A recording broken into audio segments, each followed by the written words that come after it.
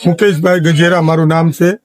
ચિરાગ ગોટીને અત્યારે હાલ જે પોલીસ કામગીરી કરી છે એ ધન્યને પાત્ર છે। ખૂબ ખૂબ આભાર છે પોલીસ વાળાનો કે જેમણે અર્થતંત્રને હંમેશા જાગતું રાખ્યું છે, અર્થતંત્રને હંમેશા સમાજના લોકોને કાર્ય માટે હંમેશા માટે તત્પર રહ્યા છે। આ ચિરાગ ગોટી મારો મિત્ર હતો। વિશ્વાસમાં લઈ 18,75,000 રૂપિયા મારી પાસેથી જે લીધા હતા એ મને પરત નથી કર્યા અને બંદૂકની અણીએ મને દબાવવામાં આવેલો હતો અને ત્યાર પછી હું આ પૈસા ભૂલી ગયો હતો।